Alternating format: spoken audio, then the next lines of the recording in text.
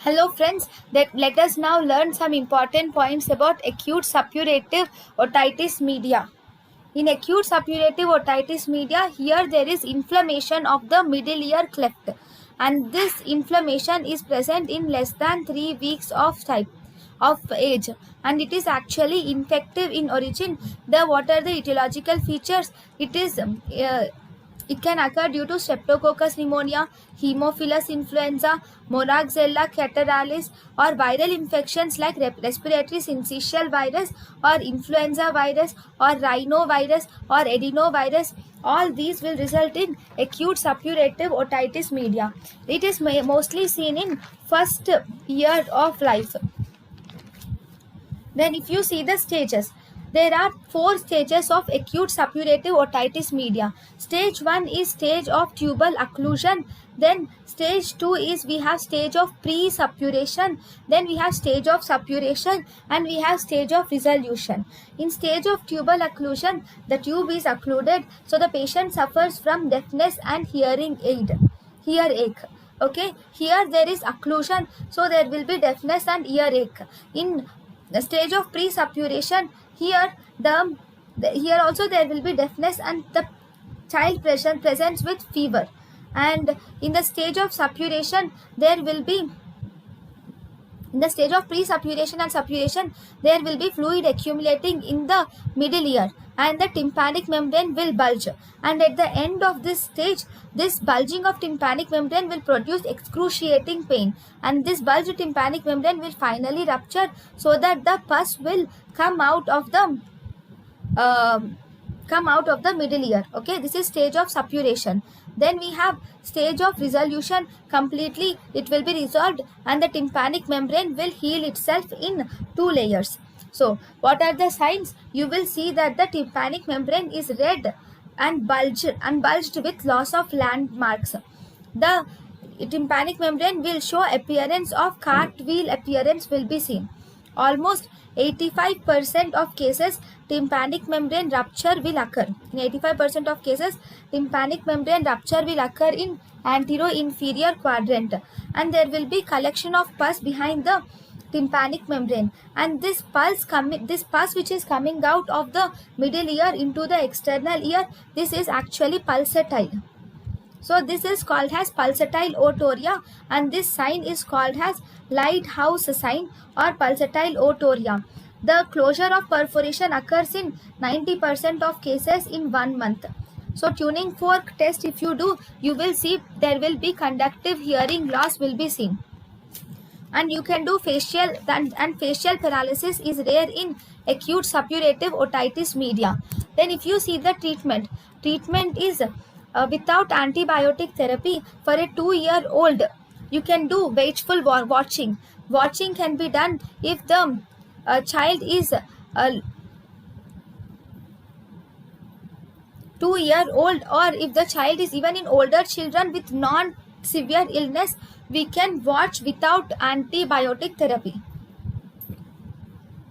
But you should not watch for children less than 2 years, because the children less than 2 years, it will easily progress, and the child may land up into sepsis also.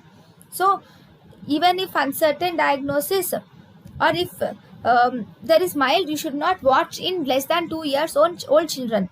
Then antibiotics, you can use penicillin group. Actually you can use amoxicillin is the drug of choice.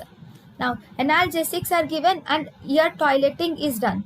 Now here in this acute suppurative otitis media, we do meringotomy.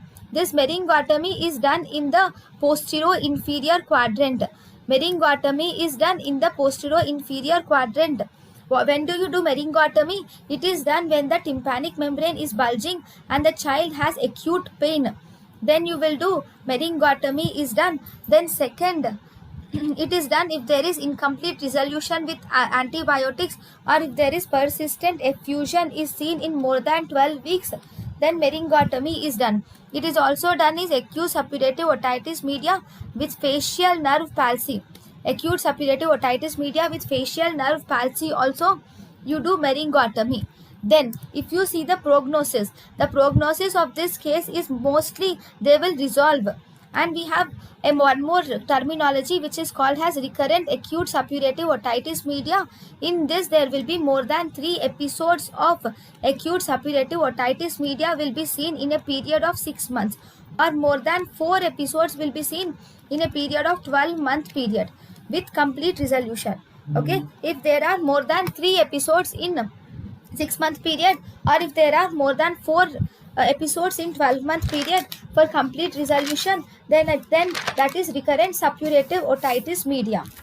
Then the next type of otitis media which is important is we have acute necrotizing otitis media. So what do you see in acute necrotizing otitis media? This is a variant of acute suppurative otitis media, and this acute necrotizing otitis media mainly occurs in children suffering from measles or scarlet fever, or those who are suffering from influenza. You see this acute necrotizing otitis media. So if you see the etiology is it is by beta hemolytic Streptococcus causes this acute necrotizing otitis media. It is also seen in young children.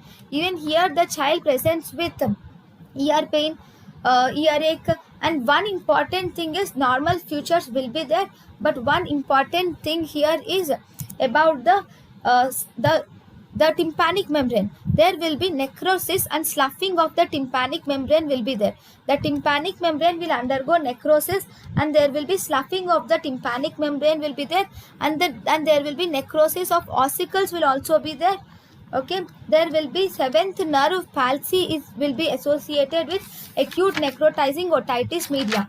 So if you see, this 7th nerve palsy is actually rare in acute suppurative otitis media. It is rare in acute suppurative otitis media, but it is common in acute necrotizing otitis media. Okay. Next, the patient will also have profuse foul smelling discharge. Why? Because there is necrosis of the tympanic mucoperiosteum is occurring. So there will be profuse foul smelling discharge will be there, and there will be sloughing and necrosis of the tympanic membrane will occur. Now, if you see the treatment, you can treat it with IV penicillins can be given to the patient. It can be of 2 types. One, we have fulminant cases. In fulminant cases, you can give IM gamma globulin can be given to the patient, and if it is a resistant cases, you can do acute mastoiditis can be done. Acute mastoiditis, in resistant cases, if acute mastoiditis occurs, then the treatment of mastoiditis, which is cortical mastoidectomy, is done in these patients. Okay, treatment is first you give IV penicillin, then in fulminant cases you give IM gamma globulin is given, and in resistant cases, that is if acute mastoiditis supervenes, then you do cortical mastoidectomy is done. Then we have non-suppurative otitis media. This non-suppurative otitis media is again of 2 types. We have serous otitis media, which is also called as secretory otitis media, or otitis media with effusion, or mucoid otitis media, or glue ear, or silent otitis media. So all these are names of serous otitis media. The second type is aerotitis media, which is also called as barotrauma. So first we will see the serous otitis media. In serous otitis media, or secretory otitis media, or otitis media with effusion, or mucoid otitis media, or glue ear, or silent otitis media, it is most commonly seen in 2 to 6 years of age, and here there will be accumulation of purulent non-purulent effusion in the middle ear cleft. There will be accumulation of, here it is not purulent, it is non-purulent effusion is accumulated in the middle ear cleft. So what are the etiology? It occurs mainly due to the eustachian tube malfunctioning. That is in adenoid hyperplasias. It can occur in adenoid hyperplasias in children, nasopharyngeal carcinomas or malignancies of the nasopharyngeal carcinoma or angiofibromas. It can occur in cases of cleft palate and palatal paralysis, It can also occur in cases of chronic rhinitis and sinusitis, and it can also occur in presence of viral infections like adenovirus, rhinovirus, etc. So in this there are two important one-liners. One, if the most common cause of acute otitis, the most common cause of serous otitis media in adults is, if an adult or an elderly with serous otitis media presents to you, then always think of malignancy, and it is nasopharyngeal carcinoma. Then if a child presents with serous otitis media, then always think of adenoids. Okay, then in this serous otitis media is actually a painless condition. There is painless insidious onset of fluctuating deafness will be seen. Here it is mild, so it is detected only with audiogram. In this patient there will be delayed and defective speech will be seen, and the child or adult feels that their ears are blocked. Now, if you see the tympanic membrane, it appears dull in color. The tympanic membrane will appear dull with thin leash of blood vessels will be seen, and there will be dull gray reflex is seen. Light reflex will be absent. One important thing is, when you see the tympanic membrane, you will see presence of effusion, fluid will be seen. And in the fluid, you will also see presence of bubbles are also seen in the fluid. Okay, so tympanic membrane is tympanic membrane is retracted with restricted mobility, and you will see that the fluid levels and the air bubbles are seen through it. Okay, here there is no perforation and there is no infection also. The fluid which you are seeing here is actually a sterile fluid. Okay, so investigation is, obviously you will do tuning fork test, which will tell you that it is a conductive hearing loss which is of around 20 to 40 decibels in age, and impedance audiometry will give a B-shaped curve, which is very useful. X-ray impedance audiometry will give rise to B curve, like this flattened curve. Okay, X-ray shows mastoid or clouding of air cells will be seen. And how are you going to treat the patient? Treatment of the patient is, because it is by adenoids and nasal conditions. So first and foremost, you should give topical decongestants can be given. You can give antihistaminics or anti-allergics to the patient. Antibiotics are generally not needed because this is a sterile fluid. Okay, then you can do surgery. Surgery is actually done after 3 months of medical treatment. If there is if it does not resolve, then you will do surgery. So in surgery, number one, you can do meringotomy is done, and the fluid is removed, and you will insert a grommet. Okay, grommet is put. So where do you do this meringotomy insertion and meringotomy incision, and where do you insert the grommet? So you will put a radial incision is done in the anterior-inferior quadrant, and you will put a grommet through it. Okay, surgical management of causative factor is, you will do adenoidectomy, and tonsillectomy should be done based on the cause. Next we have something called as aero-otitis media. So what do you see in aero-otitis media? Here, whenever the person does rapid descent from the flight, rapid descent of air flight, or underwater diving, suddenly if he goes down, or if there is compression of pressure chambers, during that time, the external atmospheric pressure, and the middle ear pressure, if you compare, this atmospheric pressure will be more than the middle ear pressure. Okay, so in such cases, if atmospheric pressure becomes more than the middle ear pressure, then eustachian tube will be blocked. With this eustachian tube blockade will create the negative pressure in the middle ear. This will cause the tympanic membrane to retract. And this will lead to the hyperemia of the engorgement of vessels of the tympanic membrane, and this will lead to transudation and hemorrhage. Okay, now what are the clinical features? In the clinical features, the child or adult presents with headache, deafness and tinnitus. And what are the signs? In the tympanic membrane, you will see presence of air fluid levels, or you will see hemorrhagic effusion, and you will see presence of bubbles in the air in the tympanic membrane. Next, if you see the treatment, in the treatment we have two types. One, we have medical treatment. Second, we have surgery. In the surgery, we do laryngotomy is done. Medical, we can give oral or topical decongestants are given, and we can also give antihistaminics are tried in the patient.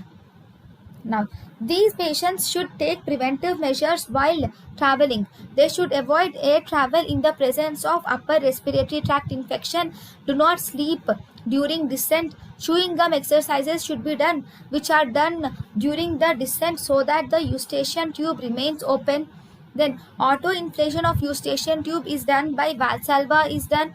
Then use of vasoconstrictors like nasal sprays, systemic decongestants half an hour before the descent can be done if there is similar episode in the past.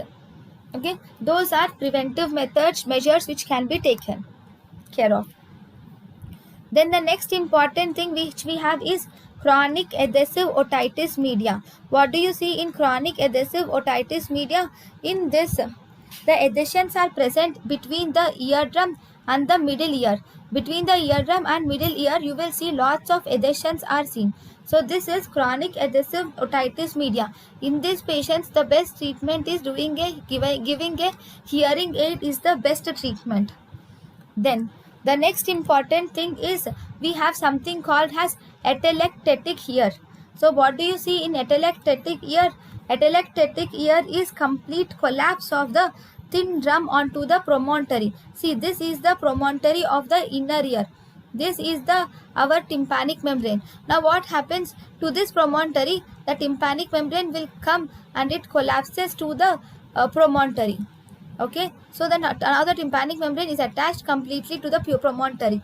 Then we call it as atelectatic ear. Okay, so this is about the aero otitis media, atelectatic ear and everything. Thank you.